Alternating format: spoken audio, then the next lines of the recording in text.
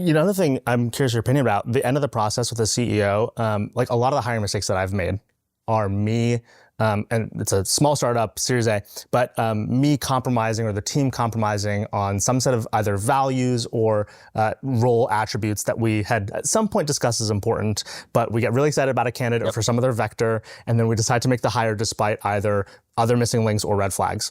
And I wonder if the other opportunity that you've seen in looking at these conversations with customers, do CEOs have a role to play in making sure that companies don't do that? In the moment where it's so enticing, I'm going to finish hiring as the recruiting team. I feel like I want to close this person. As the hiring manager, I need someone in the seat. But the CEO or other leaders can play the role of, hold on, let's actually apply our process. That's right. And it's leaders at every level. But if you're that hiring manager or you're that leader, like everybody feels the pressure to fill a seat, right? Everybody feels that. The recruiters feel it. You feel it as a leader. And it's the most tempting thing in the world to say, I think they're good enough. Let's do it. And as a leader, if you are, so that's that second stakeholder group we're talking about. The organization that you're leading, you set the culture of hiring. And so your role as a talent maker from that perspective, not from the candidates, but from your own team, is to establish a culture of hiring where hiring matters. People pay attention to it. It's viewed as a high status activity. Right. People make time for it. And you talk about it. So like when you get up with your all hands, you talk about revenue, you talk about customers, you talk about hiring, right?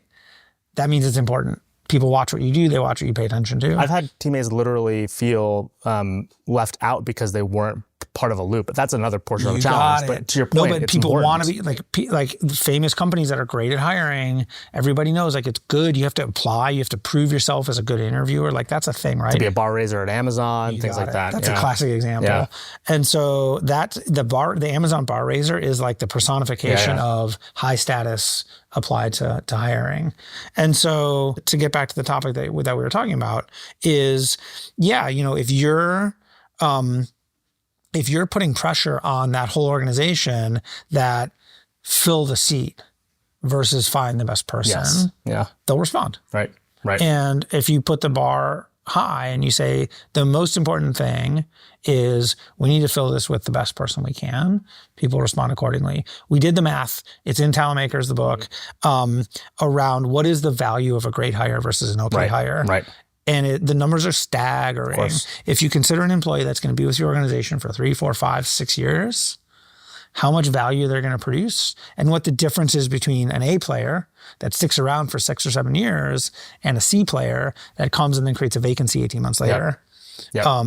It's millions of dollars. I've always told people that I think about hiring should look more like advanced baseball stats. I don't know if you're a baseball fan. I get the idea though. Sabermetrics and advanced stats, and there's this one in particular I always bring up. It's either, depending on the era of baseball, VORP or WAR, value over replacement player or wins above replacement. It's like, okay, relative to the average player, how much more valuable is a team member? And that's the same thing you're talking about. Same thing. As much as you have all of like the today's priorities on your mind. Right? Oh, if I don't fill this seat, that project isn't going to go well. This thing's going to be behind. That sales quota is not going to be filled. All true, all costs.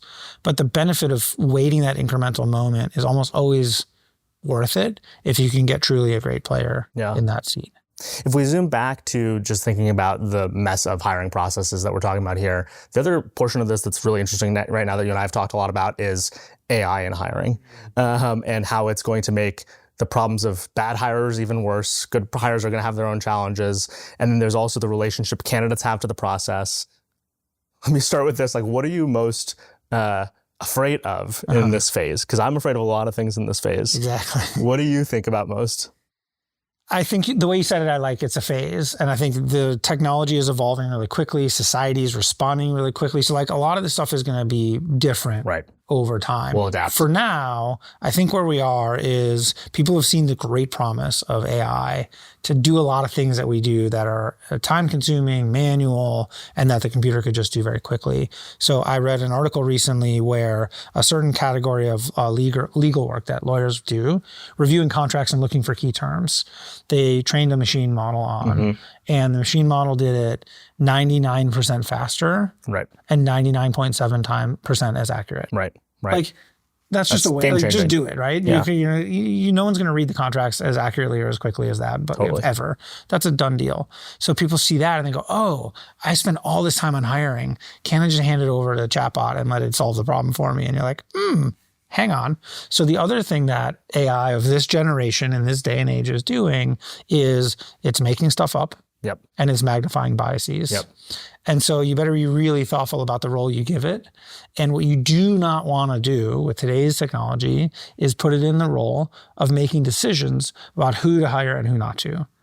So to me, that's a bright, I like clear how line. definitive that is. Yeah. I mean, it's a bright, clear line. Yeah. If it's making decisions for you, it's creating big problems for you. It's creating legal risk. Yep. It's missing big talent. It's Yep. potentially creating huge brand problems for you because these technologies have been shown to magnify a lot of the inequities, errors in judgment, and decision problems that are inherent in the data set that powers them to begin with. And so they will overfit the data. If it thinks that the best person to fill an investment banker job is a white guy in a blue blazer, it's going to find you all the white guys in blue blazers and put them in front of the line. And then you're going to miss out on huge talent. You're going to be exposed to legal risk. By the way, there's laws all over the world, even in local, here in New York. There's a law around the use of algorithms. And so now you're subjecting yourself to additional legislation. It's a place you don't want to be.